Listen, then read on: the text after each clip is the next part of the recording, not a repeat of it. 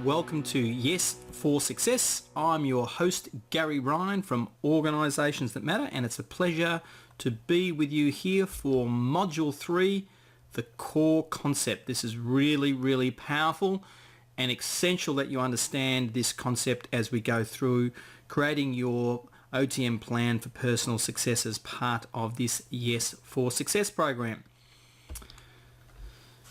This core concept is called creative tension, and I first learned about it from reading a book called The Fifth Discipline, authored by Peter Senge in the mid-1990s.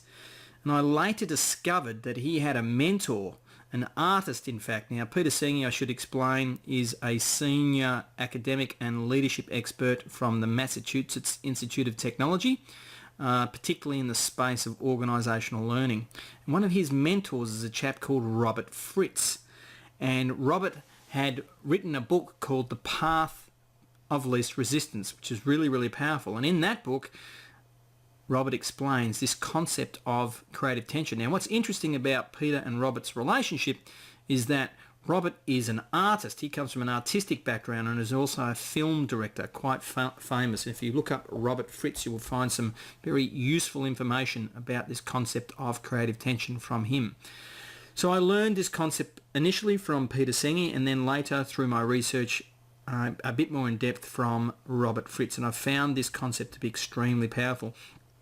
You might even like to press pause and to go and get yourself an elastic band so you can see exactly how this works. So assuming you have your elastic band, if you placed one end around your right finger and the other end around your left finger and made sure there was some distance between those 2 points, you will notice that there is some tension and energy stored in the elastic band while it's on stretch. So imagine your right finger, the one at the top, is a desired future, a future that you desire, and down the bottom, your left hand pointer finger is your present reality or your current reality or your starting point. That tension, as long as there's a discrepancy between those 2 points, has energy inbuilt into that structure, and that energy wants to bring your present or your current reality toward your vision. It wants to naturally do that. So if you like, I want you to slowly bring your bottom hand towards your top hand and notice what's happening to the tension or energy in the elastic band while you're doing that. What you should notice is that the energy and tension is reducing as your bottom hand is getting closer and closer toward your top hand. And it's for this reason what we want to make sure is that there is always a gap between your vision and current reality or present reality. There should always be a gap, because it's that gap that gives you the energy to take action. If there is no gap, so now place the 2 fingers together, what's happened to the energy in your elastic band? It's disappeared. There is no energy, and you may have found it in your life in the past, or you might know folks who are foundering that they're really stuck and got no energy, and they can't be bothered getting up in the morning, they can't be bothered exercising, and they can't be bothered changing their dietary habits, or they can't be bothered repairing a relationship that they themselves damaged. They lose energy to take action to create the life that they desire. And again, this word create is deliberate. We can create the future that we desire by understanding the power of this core concept, by ensuring that there's a gap between our vision and our present, and then using that simple structure to enable us to take action, because we get the energy from this structure to take action, to do what's required to create that future. But as we're doing it, and as our present gets closer and closer to our vision, we need to revision. So we need to constantly be visioning. And you'll see that we recommend 90-day plans. And we also, at the minimum, if you're not doing those 90-day plans, but we encourage you strongly to do your 90-day plans as we build up this plan, is in context over time to be reviewing your whole plan every 6 to 12 months, because you will be needing to reset that vision to make sure that this structure works for you. If you've found in life you've tried this sort of work and it's sort of, after a while, you weren't taking the action that you needed and you stopped using this structure, don't be surprised if you stopped creating success. This core concept is one of the most powerful ways to overcome procrastination, because you know very clearly and specifically by the end of this process of creating your OTM plan for personal success, you will know exactly what you will be sacrificing if you don't go and take the actions that you have in your plan. If you don't do them, you will miss out on the vision and creating the vision that you have described. So you have to be disciplined, but you also need to maintain a gap. Now, there's a side benefit of this concept, particularly from the benefit of you doing your own plan. You see, leaders, formal leaders, have creative tension all of the time because leaders can see how much better the future could be. It's one of the reasons why they're leaders. They've got a gap between what they can see normally and the people that they're leading. So one of the challenges for leaders is to be able to communicate what that vision is and to get people to come on and be part of the journey of creating that future. And it also creates some tension for leaders because there is a discrepancy between your present and your future.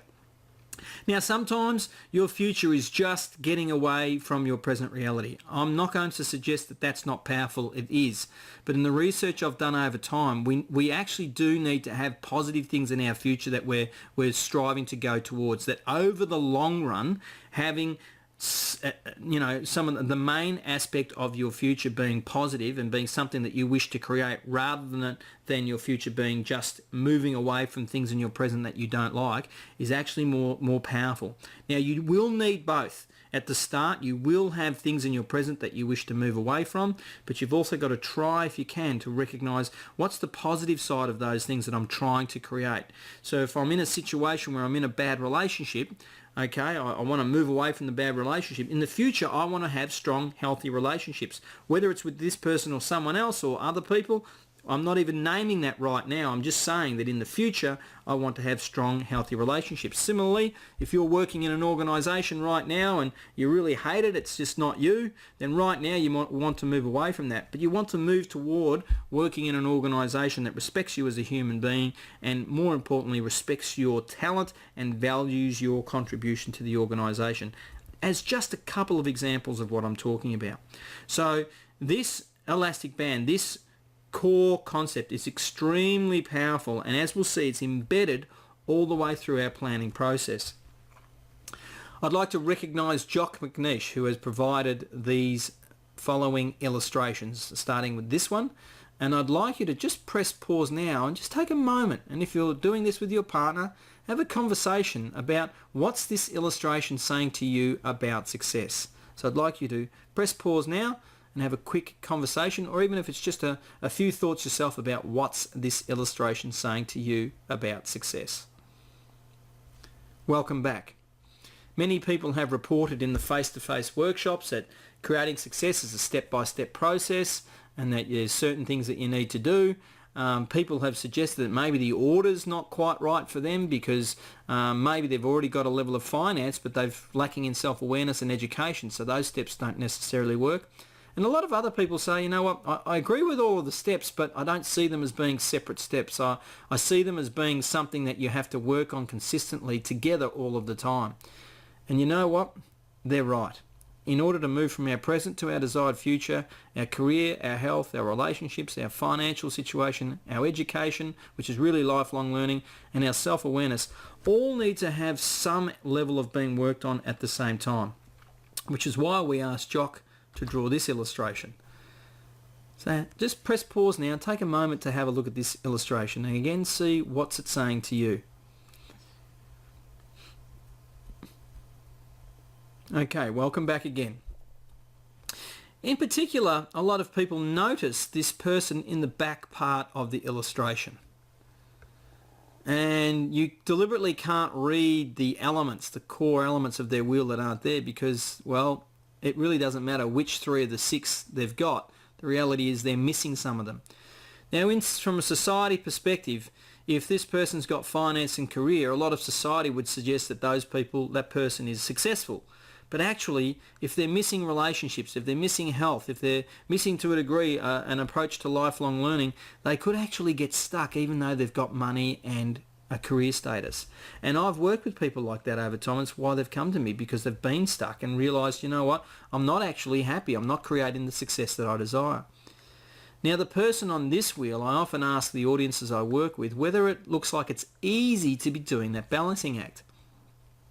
And most people say, you know what, it's probably not easy. No, it's not easy. It's not easy to do this balancing act. And guess what? It's not, folks. So I'm not suggesting that this creating success is easy, but what we are is that we're getting focus, we're getting clarity, and we're getting an understanding of if we don't try to put this balance into place, how much we will miss out on creating the future that we desire. And if we desire it, we might as well give it a go.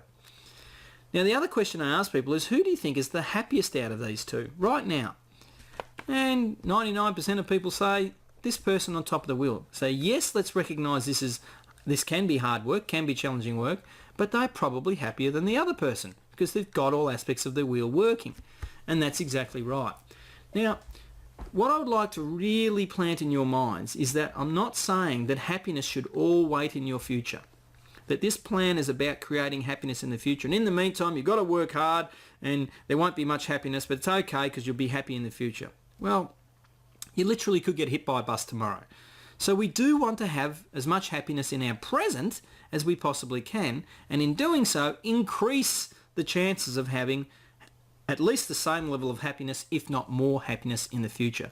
And believe me, when you're on this wheel doing this balancing act, you become more aware of moments of happiness.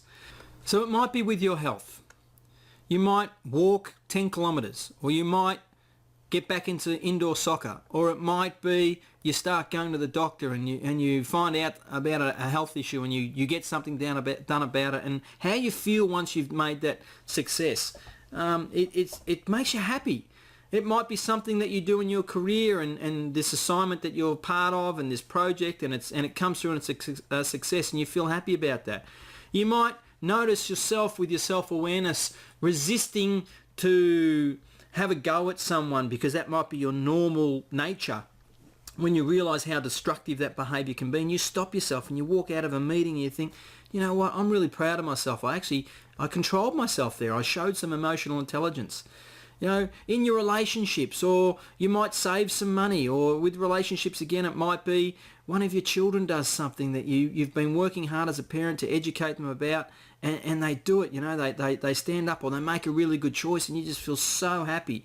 You know, just like my 12-year-old son last year who decided to come for a Sunday morning run with me instead of sleeping in. I mean, when he made that decision, I'm just so happy and delighted with that. And, you know, my 8-year-old son who's sitting at the breakfast table reading a book because he sees that education's part of it and he's just loving this book. I'm loving this book, Dad, and he's reading, and it's by Roald Dahl, and I'm just so excited that my son's reading books that I read when I was a young child, and that's happiness. So working through this balance can make you extremely happy.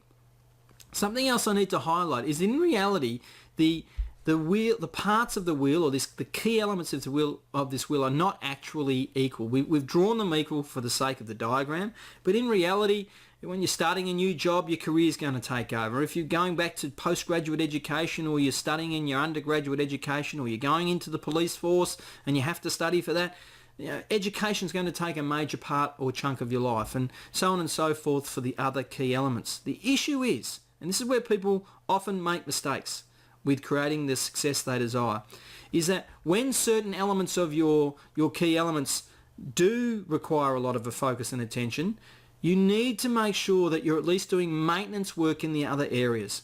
So yes, you might have gone back to university. We'll still keep doing some work on your health and fitness. Don't just let that drop, because otherwise you risk being this person at the back. So it's really important that we understand that we need to find the balance across these 6 key elements, and that's where our plan's going. We're going to build your detail with them as we work through the modules. But it's really important that you don't leave any out. You must be doing at least maintenance work in these. And while you might have 10 things you're doing in career or education, you need at least one thing happening in health and relationships each, and finance, etc. So I want to plant that seed now, that as we go forward, you must be doing something in each of these key areas if you wish to create that future you desire. And as we notice, we've got the arrow here on the future sign, which is really indicating that we need to keep resetting our elastic band.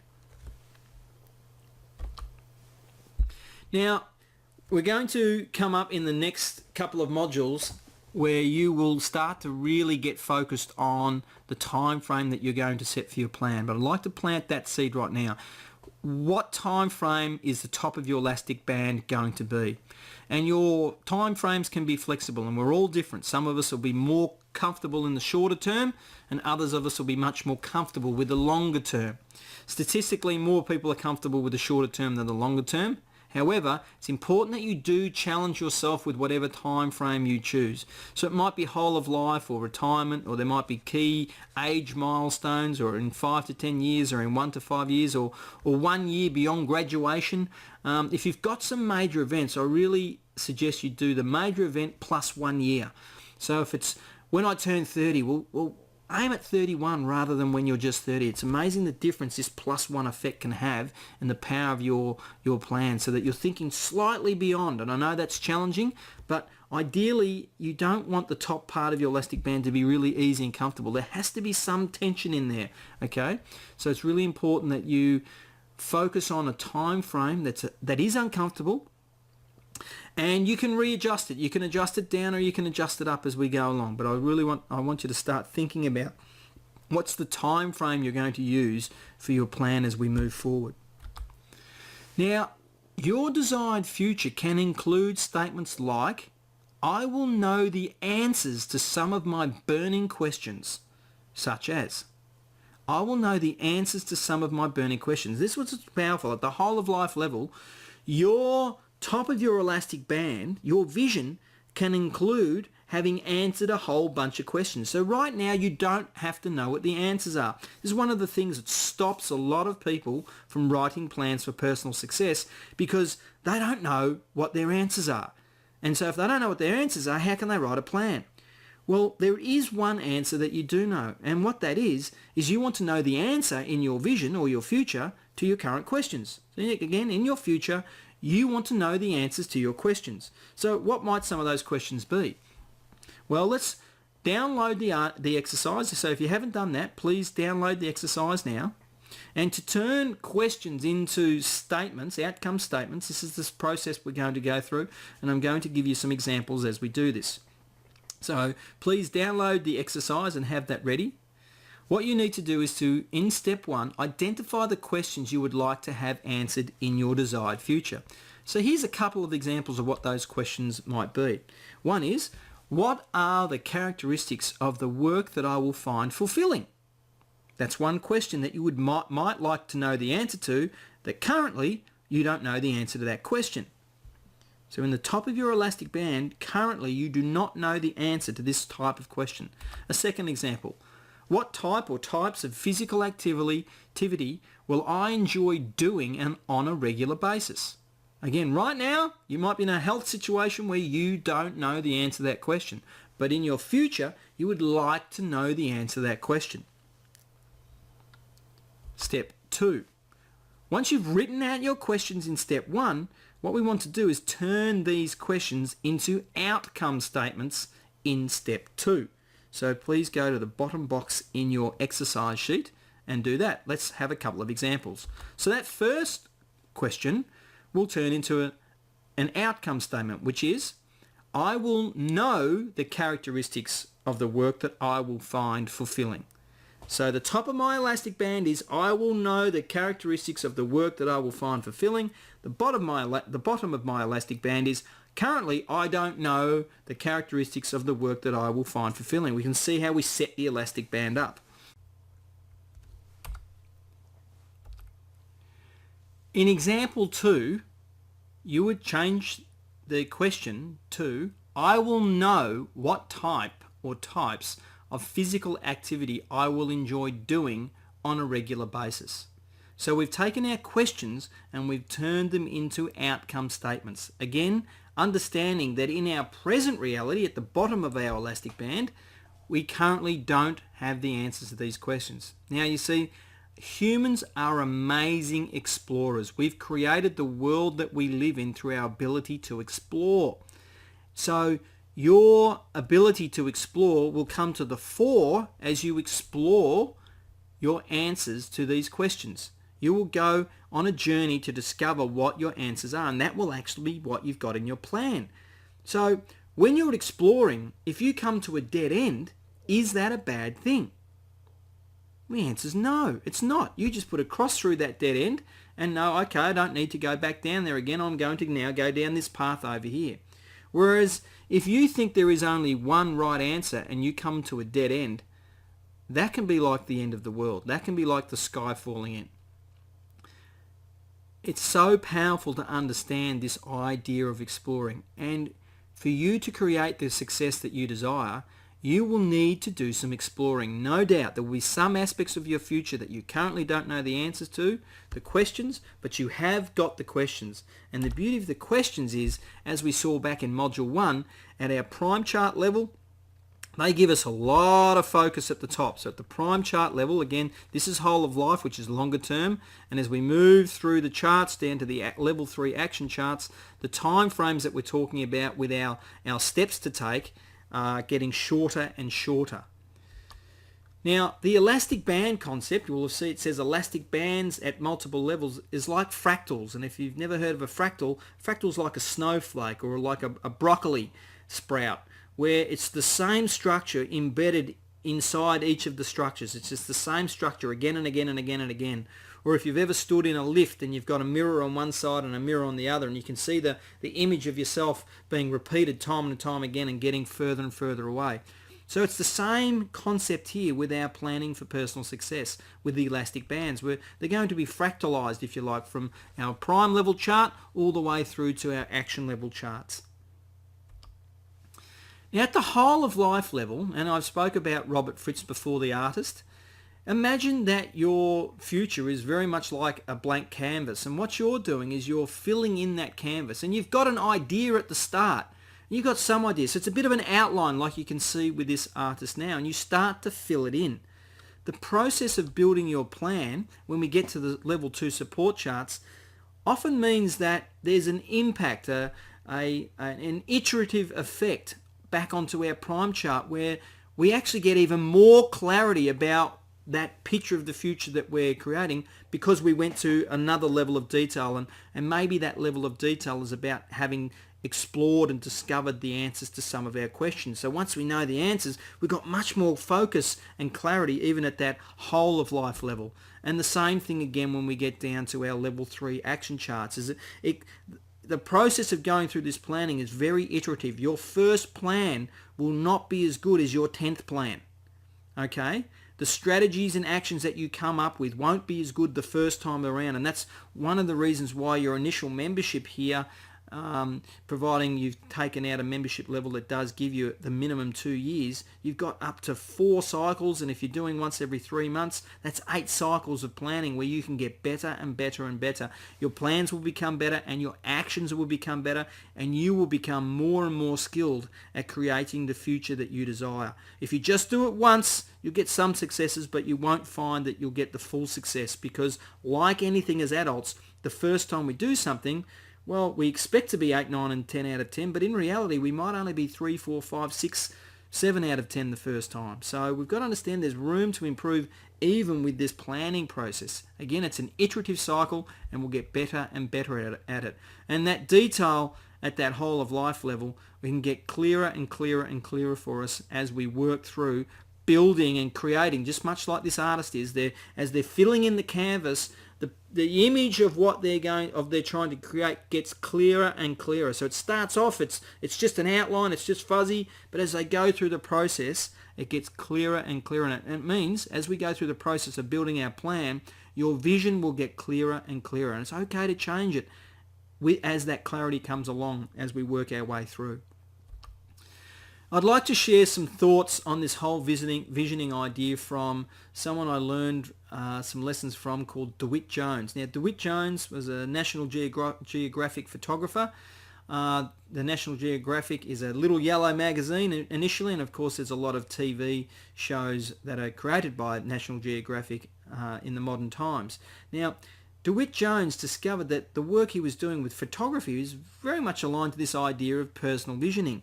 And I've just got some lessons that DeWitt's discovered through his work and his passion for vision that I'd like to share with you. He talks about keeping your vision focused. So it's really important that we keep our vision in front of our eyes, and we'll talk about that with one of the later modules again. As we can see, the modules are feeding into each other here. So keep your vision focused. Keep it physically somewhere where you can be reminded of what the future is that you're desiring to create. You might even use a vision board, which is often a set of photos or images that reflect the future that you're trying to create. So once you've built your plan, you might want to, if you're a visionary type, visual type person, you might like to go and get some pictures and stick them somewhere around your home or at your office that will remind you of what you said you're trying to create. In building your plans, however, we do need to slow down. We need to slow ourselves down enough to let clarity emerge. And that's why I encourage you, step by step, work through the modules. Don't skip them. They all flow together. They've been deliberately structured the way they are. They flow into each other. Be patient, be patient, be patient. Let yourself slow down so that your own answers, your own clarity has time to emerge. So stop, look, and listen as we're building your OTM plan for personal success. You will have lots of ideas, but with focus comes the ability to let things fall away. We want to focus on what's the best of what we want for ourselves in our future, and some of the lesser things that, might be nice to have, but actually that's all they are. They're just nice to have. They're not the most important things. Let them fall away. Focus on what's the best aspects of the future that you desire, and be prepared to let the rest fall away. Your intuition. A chap called Robert K. Cooper, in his book The Other 99%, suggests that we have our brain in 3 parts of our bodies. And he quotes neuroscientists and their research, which has shown that the grey matter inside our heads also sits in 2 other significant masses in our bodies. One's around our heart and one's around our gut, and that they're connected via our spinal cord. And so Robert K. Cooper asked the question, have we got 3 brains, or have we got 1 brain in 3 parts of our body? And our heart brain, if you like, that's the connection to people. Our gut brain, that's the intuition. That's just that visceral knowledge that we have about what's right and what's wrong. And our head brain is like our logical brain. Now, as Robert K. Cooper suggests, we need to be able to use all 3 brains. We need to be able to use our intuition, we need to be able to use our heart brain, and we need to be able to use our logic. We will have preferences for 1 or 2 of those 3, but we need to be able to use all 3. And DeWitt Jones is saying we need to be able to, in particular, to trust our intuition. Your intuition will tell you what's the future that you desire. Your future and your intuition are closely entwined, so listen to your intuition as you build your plans. DeWitt also suggests that it's not trespassing to go beyond your own boundaries. We've spoken about your mindset in Module 2 and how powerful it is. This is just a reminder from DeWitt and myself that your mindsets must be challenged. Your mental models about success, you must be prepared to challenge them so that you don't have your own boundaries stop you from creating the success that you desire. Your vision needs to be big enough, particularly at the prime chart level, to create 1,000 opportunities to bring it into reality.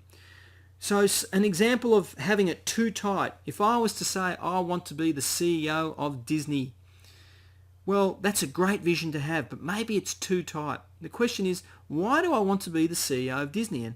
And maybe my answer is, well, I want to be the CEO of a well-respected branded organisation. I want to work for an organisation that creates happiness like Disney does. I want to work in an organisation that's global. I want to work in an organisation or work for an organisation that has thousands upon thousands of people. I want to work in an organisation that works in the entertainment industry and the happiness industry. Well, if you listed all of those characteristics, I'm sure that Disney isn't the only institution that you could provide your services to, because the reality is only one person can be the CEO of Disney at any one time. Now, this is not saying that you can't be the CEO of Disney, but it's leaving open many opportunities for you to bring that vision into reality. When I was a young boy, I used to dream of playing elite football here in Australia. but unfortunately I wasn't born with particularly good skills. I think my twin brother earned all of them. I still did well at the suburban level and I was very, very persistent, but I didn't get to play anywhere near the top level. But as an adult and as a professional, I have worked in elite sport in Australia. I have stood in the middle of the Melbourne Cricket Ground with 84,000 staff with the players and coaches because I've been doing leadership work at that level. I've sat in the coach's box. I've sat on the interchange bench. I've had that opportunity to bring that vision of being part of elite sport in Australia alive through a different means. Sure, I didn't get to kick a football or be a star out on the field, but I got to contribute in a different way. And lo and behold, it was all of the different things that I was doing over time that enabled me to bring that into reality. So make your vision big enough so that there are 1,000 possibilities for how you might make it real and how you might create it. The final suggestion from DeWitt is, do you have juice in your camera? Which is a wonderful segue to what's next, which is Module 4, Principle 1, Passion. Passion is very much like juice in your camera, which is a story that DeWitt shares about a little boy who was taking photographs with him, but his photographic apparatus was a little juice bottle that happened to look like a camera. And while DeWitt was doing all this great work, photography, taking photographs, this young child finally looks up at him, takes a sip of his juice and says, "Does your camera have juice in it?" And DeWitt looks at him and says, "No, I don't have juice in my camera." And then he realised, well, maybe the metaphor that the kid was asking about was, does he have energy and passion? Does he have juice in his camera? And that's what we're going to talk about next when we go on to Module 4, Principle 1, Passion. So remember, on completion of this module, keep learning and be the best that you can be.